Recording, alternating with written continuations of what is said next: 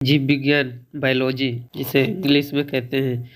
ये चलिए इसका परिभाषा देखते हैं। विज्ञान की वह शाखा है जिसके अंतर्गत जीवधारियों का अध्ययन किया जाता है, उसे जीव विज्ञान कहते हैं। जीव विज्ञान जो है दोस्तों, सभी जीव जंतुओं के बारे में अध्ययन किया जाता है, उसी को ही बायोलॉजी या जीव विज्ञान कहा जाता है। तो चलिए आगे अगला देखते हैं। तो जीव विज्ञान में हमें जीवों का अध्ययन और उनके विकास, उनके कार्य एवं उनके वर्गीकरण का अध्ययन करते हैं। जय जोहार दोस्तों, स्वागत है आपको आपके अपने YouTube चैनल एकल स्टडी में। तो आज सबसे इम्पोर्टेंट सब्जेक्ट को देखते हैं, जिसमें बायोलॉजी जीव विज्ञान के बारे में देखते हैं। तो चलिए जीव विज्ञान क्या है इसके बारे में देखते हैं। तो जीव विज्ञान का परिभाषा, विज्ञान की वह शाखा है जिसके अंतर्गत जीवधारियों का अध्ययन किया जाता है, उसे जीव विज्ञान कहा जाता है। चलिए पहला पॉइंट है, जीव विज्ञान में हम जीवों का अध्ययन और उनके विकास, उनके कार्यों एवं उनके वर्गीकरण का अध्ययन करते हैं। जीव विज्ञान एक प्राकृतिक विज्ञान है जिसमें सभी प्रकार के जीवों की रचना एवं जैव प्रक्रमों का अध्ययन किया जाता है। यह विज्ञान जीव, जीवन और जीवन के प्रक्रिया के अध्ययन से संबंधित है। तो अगला है, इसके अंतर्गत जीवों का संरचना, आकार, विकास, वृद्धि, वितरण, नामकरण, वर्गीकरण के साथ जीवों से संबंधित सभी प्रकार के विषयों का अध्ययन किया जाता है, उसे जीव विज्ञान कहते हैं। तो जीव विज्ञान शब्द का प्रयोग लेमार्क और उनके साथी ट्रेविरनस नामक वैज्ञानिकों ने सन 1802 में शुरू किया था। ठीक, अरस्तु को जीव विज्ञान और जंतु विज्ञान का जनक माना जाता है। तो जंतु विज्ञान और जीव विज्ञान का जनक किसे माना जाता है? अरस्तु को। तो चलिए आगे देखते हैं जीव विज्ञान की शाखाएं। तो दोस्तों, जीव विज्ञान की शाखाएं देखने से पहले अगर आप लोग चैनल में नए हैं तो चैनल को सब्सक्राइब कर दीजिएगा, वीडियो को लाइक कर दीजिएगा और कमेंट में ज़रूर बताइएगा कि आपको ये वीडियो कैसे लगता है। तो चलिए टॉपिक पर आते हैं, जीव विज्ञान की शाखाएं। जीव विज्ञान को मुख्यतः दो भागों में विभाजित कर सकते हैं।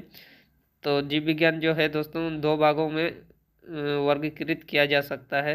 पहला है जंतु विज्ञान, जिसको जूलॉजी कहा जाता है इंग्लिश में, और दूसरा है वनस्पति विज्ञान, जिसको बोटानी कहा जाता है।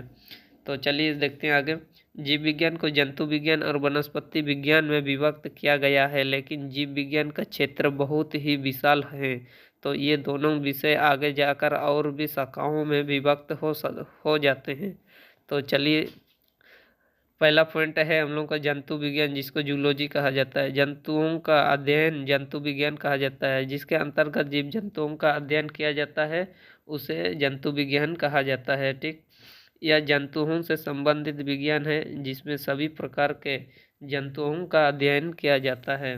जंतु जगत में उन जीवों को सम्मिलित किया जाता है जिसमें कोशिका वृत्ति का अभाव होता है, जो प्रचलन में समर्थ लेकिन स्वयं भोजन का निर्माण नहीं कर सकते हैं।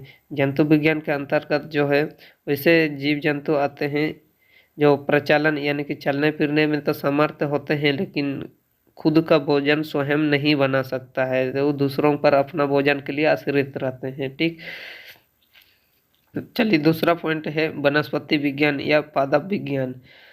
तो पादप रोगों का अध्ययन वनस्पति विज्ञान कहते हैं। जो पादप रोगों यानी कि पेड़ पौधों के रोगों के बारे में यानी कि उनके बारे में अध्ययन करना वनस्पति विज्ञान के अंतर्गत करते हैं। ठीक, ये पादपों से संबंधित विज्ञान है। इसमें सभी प्रकार के पादपों का अध्ययन किया जाता है। यह जो है पादपों से संबंधित विज्ञान है और इसमें सभी प्रकार के पेड़ पौधों के बारे में अध्ययन किया जाता है। तो पादप जगत में उन जीवों को सम्मिलित किया गया है जिसमें सेलुलोज से बनी कोशिका वृत्ति उपस्थित होती है। तो वनस्पति विज्ञान में वैसे जीवों को सम्मिलित किया गया है जो सेलुलोज से बनी कोशिका वृत्ति होती है, तथा इसके साथ साथ क्लोरोफिल और प्रकाश संश्लेषण की क्रिया भी उपस्थित हो। और वैसे जीवों को सम्मिलित किया जाता है जिसमें क्लोरोफिल और प्रकाश संश्लेषण की प्रक्रिया होती हो। तो जाहिर सी बात है ये दोनों प्रक्रियाएं केवल पेड़ पौधों में ही पाया जाता है। तो ठीक, जो प्रचालन में असमर्थ और स्वयं भोजन का निर्माण करता है। और पेड़ पौधे जो हैं चल फिर नहीं सकते हैं लेकिन भोजन स्वयं बनाते हैं। ठीक है, जंतु विज्ञान में देखें तो हम लोग चल फिर सकते हैं और जंतु जो है चल फिर सकते हैं और भोजन स्वयं नहीं बना सकता है। और पदार्थ विज्ञान में है जो वैसे जीव जो चल फिर नहीं सकते लेकिन भोजन स्वयं बना सकते हैं। तो यही दो अंतर है जंतु विज्ञान और पदार्थ विज्ञान में, ये मुख्य रूप से यही दो अंतर है। तो ठीक, चलिए आगे बढ़ते हैं। जीवों में मौलिक प्रक्रियाएं। तो जीवों में मौलिक प्रक्रिया क्या है, चलिए उसको देखते हैं। तो कोशिका जीवों की मूल इकाई है। कोशिका जो है जीवों की मूल इकाई है। शरीर का निर्माण एक कोशिका या असंख्य कोशिकाओं के द्वारा ही होता है।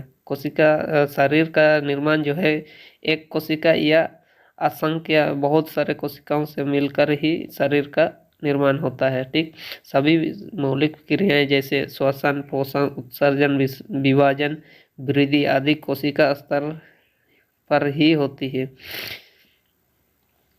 ये जो 5 प्रक्रियाएं हैं वो कोशिका के अंतर्गत ही होती है।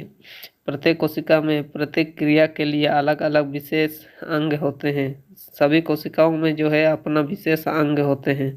कोशिकाओं में विशिष्ट घटक होते हैं जिन्हें कोशिकांग कहा जाता है। कोशिकांगों की वजह से ही कोशिकाएं जीवित रहती है। जो कोशिका कैसे जीवित रहती है, कोशिकांगों की वजह से। ठीक, और अपना काम भी करती है। कोशिकाओं की आकृति और आकार उनके काम के हिसाब से होते हैं। कोशिकाओं का आकृति जो है उसके काम और दायित्व के हिसाब से ही होती है। ठीक, इस प्रकार कोशिका को जीवन की संरचनात्मक या क्रियात्मक इकाई कहा जाता है। कोशिका जो है किसी शरीर की संरचनात्मक या क्रियात्मक इकाई माना जाता है। ठीक, जीवों में मुख्यतः निम्नलिखित मौलिक क्रियाएं होती है। जीवों में जो है, चलिए उनका मौलिक प्रक्रिया क्या क्या है उसको देखते हैं।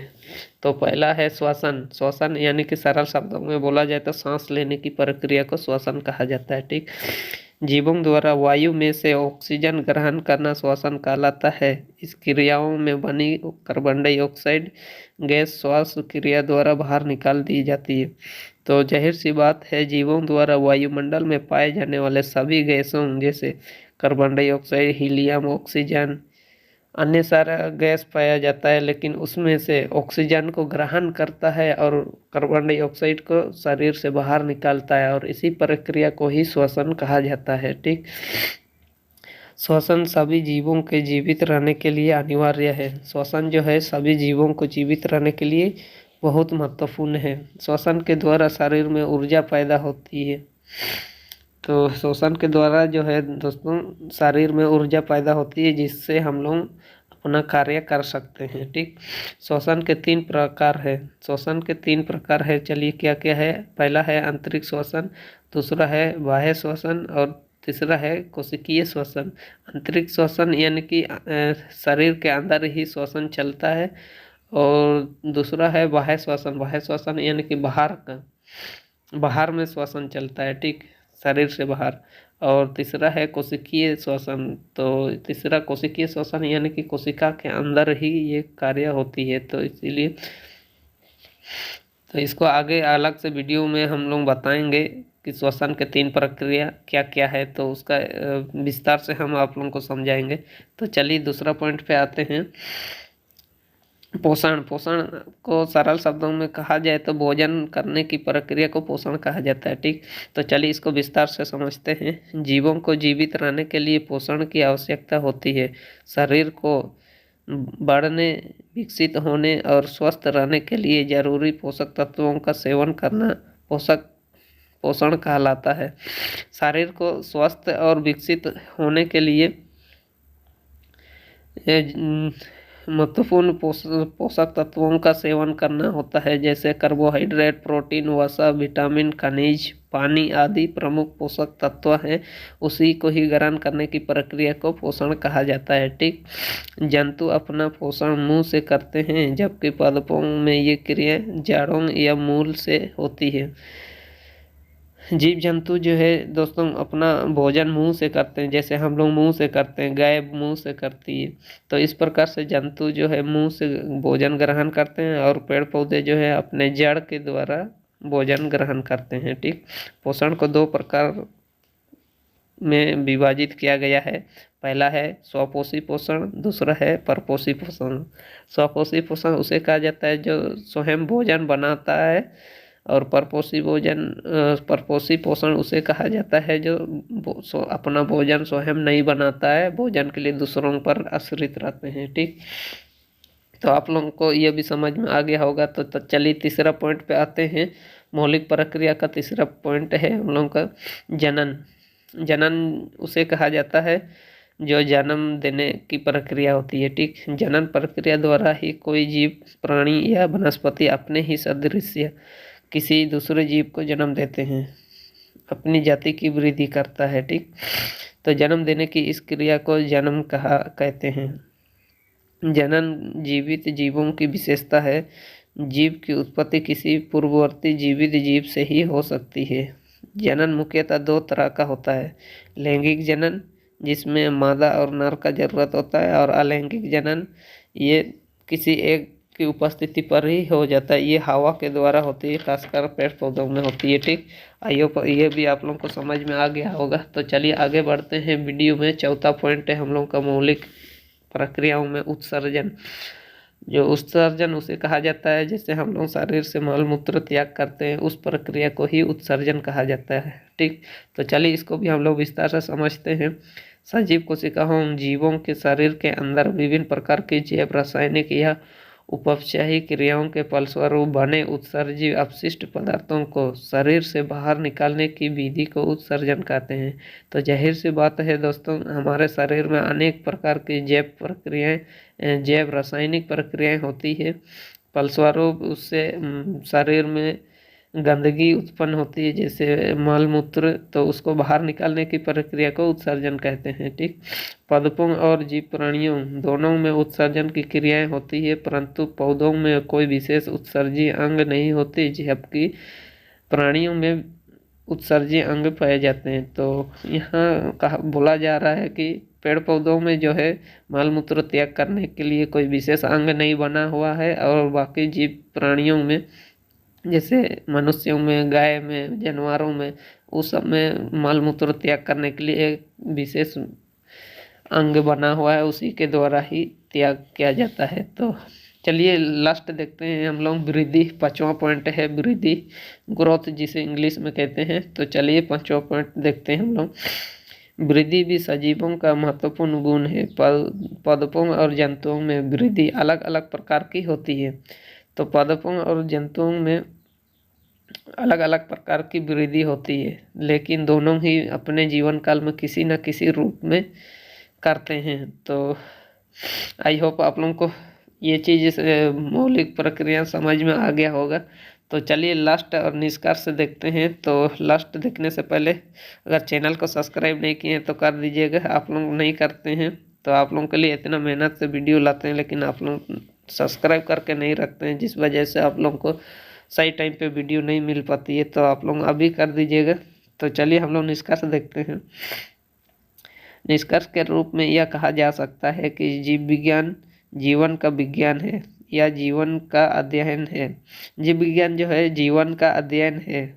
ठीक, तो जो जीवित जीवों की संरचना, कार्य, शारीरिक संरचना, उत्पत्ति और वितरण आदि का अध्ययन करते हैं। जीव विज्ञान के अंतर्गत दोस्तों जीवों के संरचना या उनके विशेष कार्य या उत्पत्ति के बारे में पढ़ते हैं। तो आई होप आप लोगों को ये चीज़ पूरा समझ में आ गया होगा। तो तब आज का वीडियो में इतना ही। तब तक के लिए जय हिंद, जय भारत।